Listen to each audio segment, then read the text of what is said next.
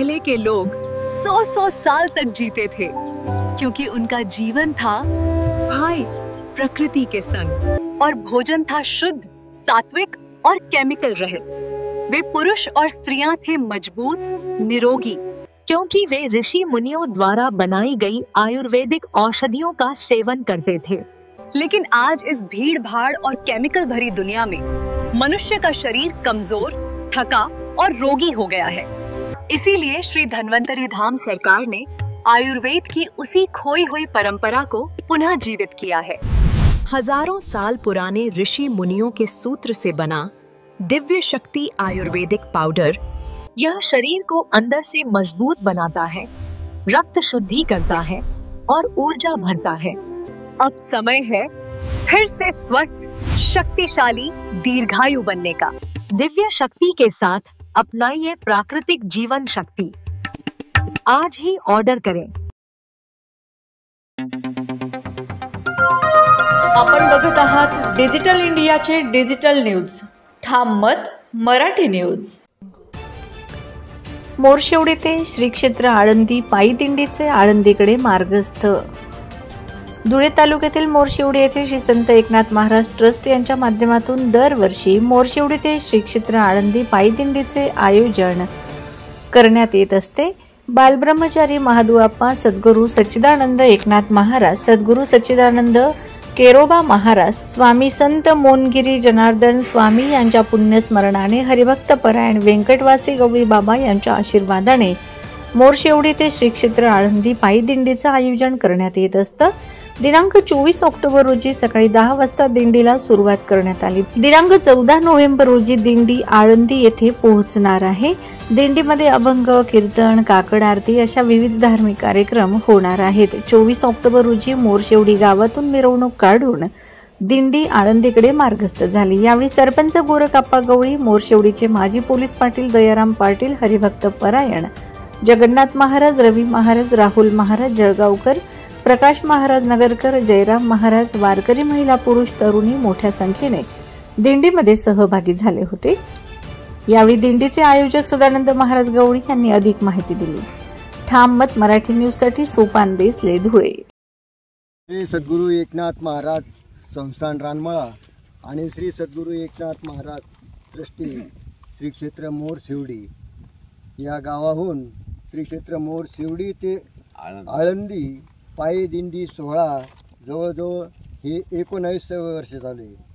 आमचे गुरुबंधू हरिभक्त परायण वैकुंठवासी गवळी बाबा यांच्या निधनानंतर हे पहिलंच वर्ष आहे असं समजा, आणि हे पहिलंच वर्ष असल्या कारणाने त्यांचे चिरंजीव सदानंद भाऊ गवळी हे आज बापाचा वारसा एक बाप ह्या नात्याने आणि एक गुरु ह्या नात्याने आणि एक संत ह्या नात्याने ते आज आपल्या वारसा ते चालवत आहेत।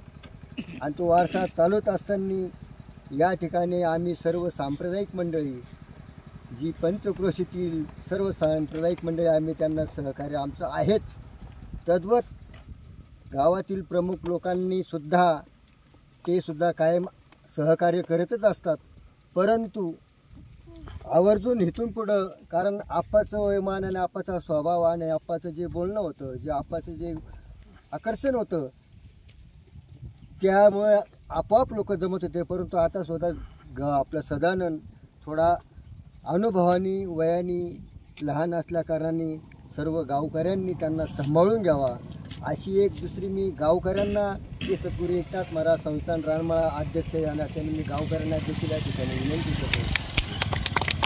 तद्वत आळंदी वारीला जात असताना सर्व जे माझे वारकरी बांधव आहेत त्यांनाही एक विनंती अशी असेल, जरी आज आप्पा आपल्यात नाही परंतु आप्पांनी जो मार्ग दावून गेले, संतांच्या मालिकेप्रमाणे मार्ग दावून गेले, आदी दयानिधी संत ते येण्याचे पंथे चालू जातात, त्यांनी जो मार्ग दाखवला आहे आणि त्या मार्गाच्या पावलावर पाऊल ठेवून आपल्याला ही दिंडी अखंड जोपर्यंत आपल्या जीवात जीव आहे तोपर्यंत आपल्याला चालू ठेवायची।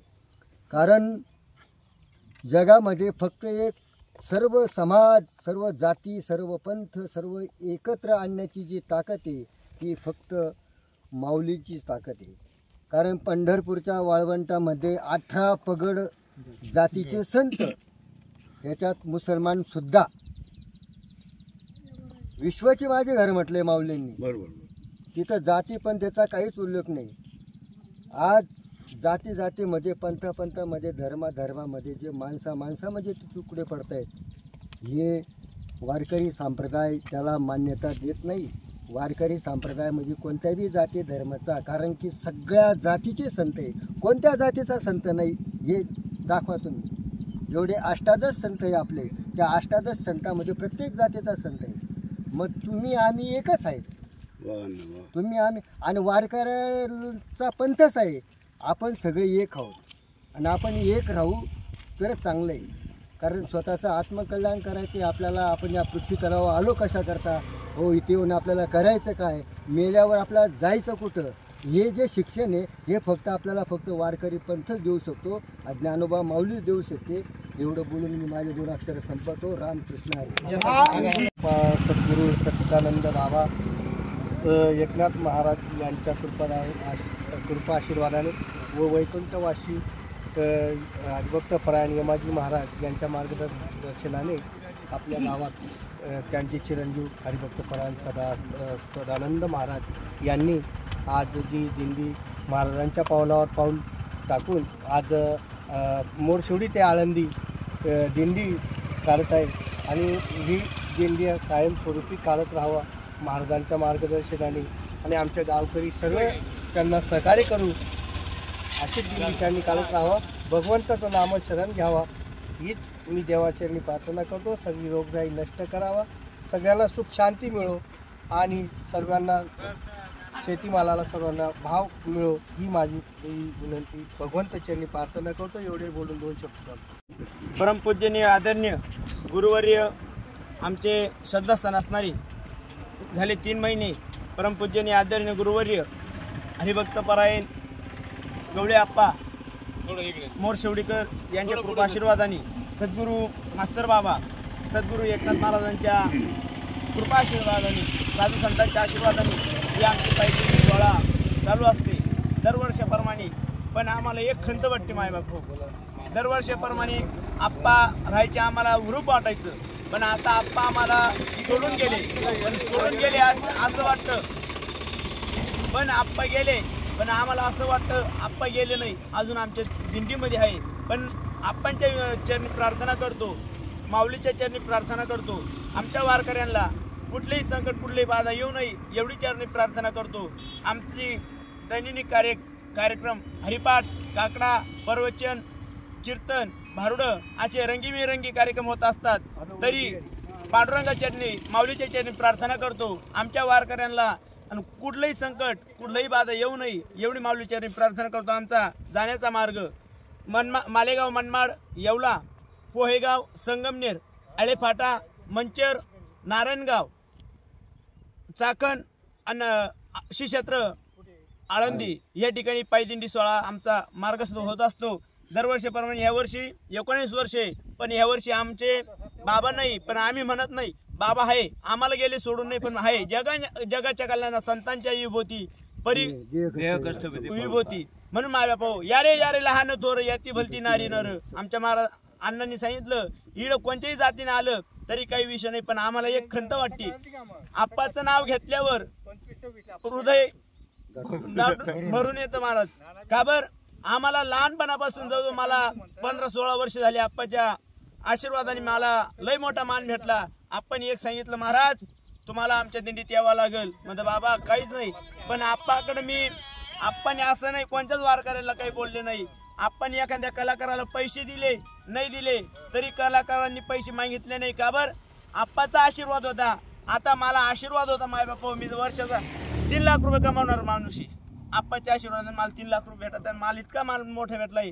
श्रीक्षेत्र मालेगाव तालुक्यामध्ये चंदनपुरी गाव आहे, बानुबाईचं माहेर. त्या बानुबाईच्या माहेराला पालखीचा मान मला भेटलाय. माझं गाव चाळीसगाव, राहुल महाराज अशा बाबाच्या आशीर्वादाने आम्हाला एवढा मान भेटला. माऊली चरणी प्रार्थना करतो आमच्या वारकऱ्यांना सुरकुळ घरी पोचावा, तुमच्या दर्शनामध्ये येऊ द्यावा. बस एवढं माऊली चरणी प्रार्थना करतो. रामकृष्णारी. महाराष्ट्रातील ताज्या घडामोडींसाठी पाहत रहा ठाम मत मराठी न्यूज. तसेच आमच्या चॅनलला लाईक, शेअर, सबस्क्राईब करायला विसरू नका. ठाम मत मराठी न्यूज नेटवर्कच्या सर्व प्रेक्षकांना दीपावलीच्या हार्दिक शुभेच्छा.